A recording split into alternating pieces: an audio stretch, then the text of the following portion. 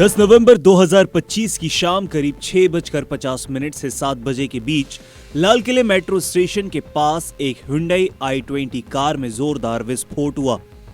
ये जगह बहुत ही भीड़भाड़ वाला इलाका है।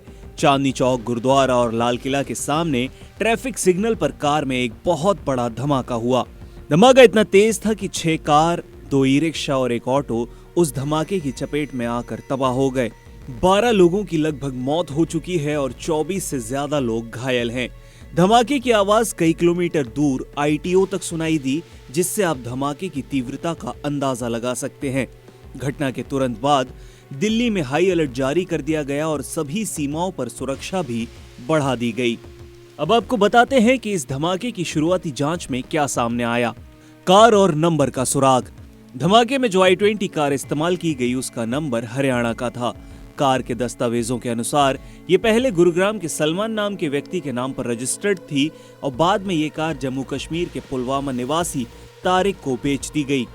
पुलिस रिकॉर्ड से ये पता चला कि इस कार का 20 सितंबर 2025 को फरीदाबाद में भी गलत पार्किंग के लिए चालान कटा था। CCTV फुटेज में धमाके से ठीक पहले कार को धीरे धीरे सिग्नल की तरफ बढ़ते हुए देखा गया। इस धमाके के तार फरीदाबाद मॉड्यूल तक जाते हैं और उसका भी एक बड़ा खुलासा सामने आया है। धमाके से एक दिन पहले यानी 9 नवंबर को हरियाणा पुलिस और जम्मू कश्मीर पुलिस ने फरीदाबाद के धौज गांव में छापा मारा था। यहां से पुलवामा के डॉक्टर मुजम्मिल शकील के कमरे से 360 किलो अमोनियम नाइट्रेट और एक असॉल्ट राइफल मिली थी।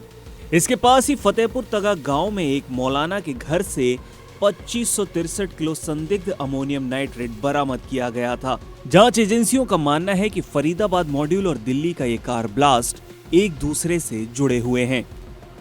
अब सवाल उठता है कि क्या अमोनियम नाइट्रेट से हुआ यह धमाका? तो फॉरेंसिक जांच में यह पता चला है कि धमाके की जगह से नारंगी रंग का धुआं निकला था, जो अमोनियम नाइट्रेट ब्लास्ट की खास पहचान होती है।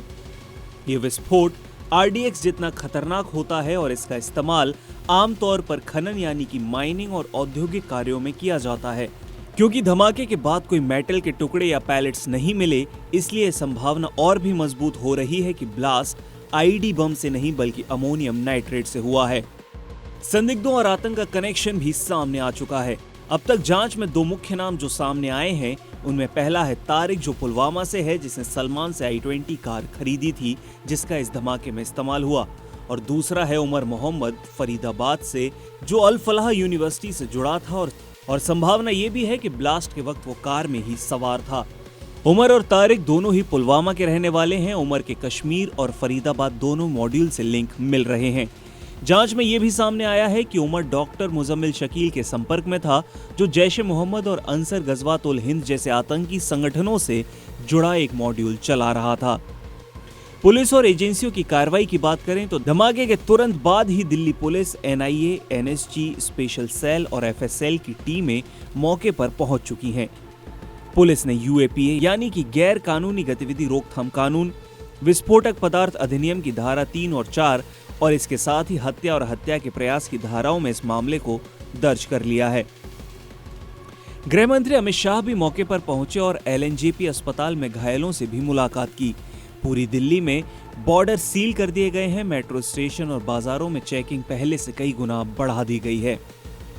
जांच में जो मुख्य तथ्य और मुख्य सवाल सामने आए हैं वो ये है कि क्या यह धमाका जानबूझकर किया गया आतंकी हमला था या विस्फोट ले जाते समय यह हादसा हो गया? क्या कार में मौजूद लोग किसी ट्रांसपोर्ट मिशन का हिस्सा थे? क्या छापेमारी के डर से संदिग्धों ने खुद विस्फोट किया ताकि गिरफ्तारी से बचा जा सके? क्या इस धमाके का फरीदाबाद से मिले 2900 किलो विस्फोटक से सीधा संबंध है? और क्या धमाके की फॉरेंसिक रिपोर्ट में अमोनियम नाइट्रेट की पुष्टि होगी? ये सारे सवाल हैं जिनके जवाब अभी सामने आना बाकी है, क्योंकि जांच जारी है। मामले के नतीजे और सुरक्षा पर इसका क्या असर पड़ा है? तो अगर यह हमला अमोनियम नाइट्रेट से किया गया है तो यह भारत में बड़े पैमाने पर एक आतंकी तैयारी का संकेत है। कश्मीर से हरियाणा होते हुए दिल्ली तक इस नेटवर्क का फैलाव आतंकी सुरक्षा के लिए गंभीर खतरा पैदा करता है। ये घटना दर्शाती है कि उपयोग की गई कारें और केमिकल ट्रांसपोर्ट की निगरानी कितनी ज्यादा जरूरी है। इस जांच के बाद यह संभव है कि अमोनियम नाइट्रेट की बिक्री और भंडारण पर कड़े नियम बना दिए जाएंगे। इस पूरी घटना से यही अंत में सामने आया है कि लाल किले के पास हुए इस कार धमाके ने देश की राजधानी को हिलाकर रख दिया है। धमाके में इस्तेमाल हुई कार हरियाणा से खरीदी गई और पुलवामा के युवक को बेच दी गई। धमाके से कुछ घंटे पहले ही फरीदाबाद में सैकड़ों किलो विस्फोटक बरामद हुआ था, जिससे अब ये शक और भी गहरा जाता है। फॉरेंसिक टीम का मानना है कि ब्लास्ट अमोनियम नाइट्रेट से ही हुआ है, ना कि किसी आईईडी बम से। इस पूरे केस की जांच अब एनआईए और एनएसजी कर रही है और ये साफ होता जा रहा है कि दिल्ली ब्लास्ट और फरीदाबाद मॉड्यूल के बीच सीधा संबंध है। इस ब्लास्ट के आगे के अपडेट्स के लिए हमसे जुड़े रहें, क्योंकि जांच अभी जारी है।